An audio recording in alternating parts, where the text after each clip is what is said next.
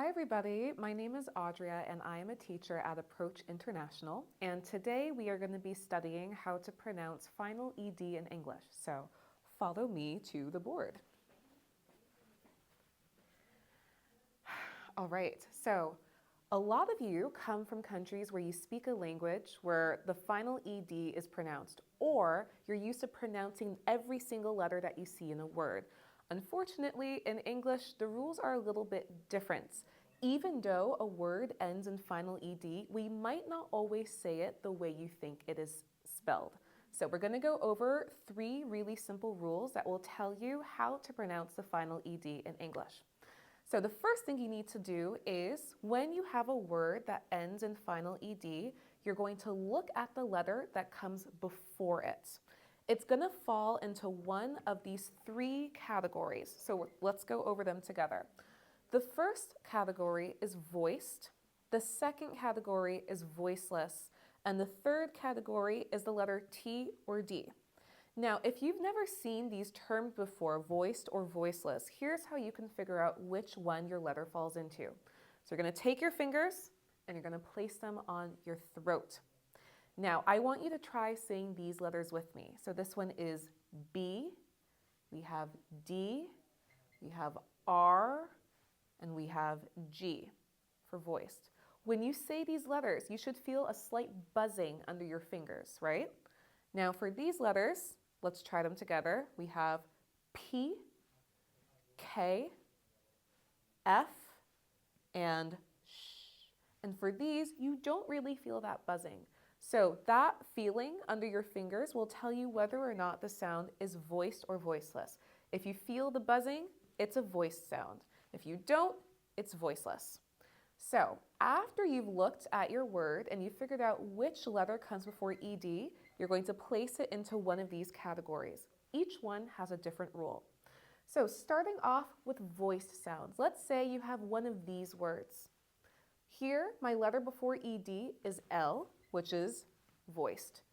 Here, my letter before ED is N, which is also voiced. For any word that has ED, or for any word whose letter before ED is voiced, the ED is going to sound like duh. And something really important is you're not going to add an extra syllable to the word. So instead of what you might think it looks like called or cleaned or offered, but these words are actually pronounced called, cleaned, and offered. Similarly, for these 2 words, it looks like damaged or loved, but it follows the same rule. These words are damaged and loved.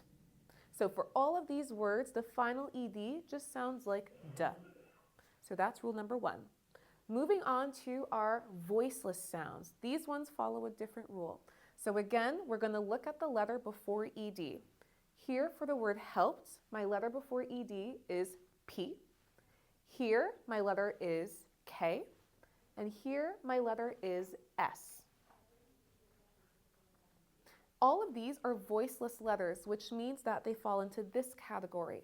So when you're looking at these words, the final ED for voiceless sounds is going to be sounding like T. I know it sounds strange, but just stick with me.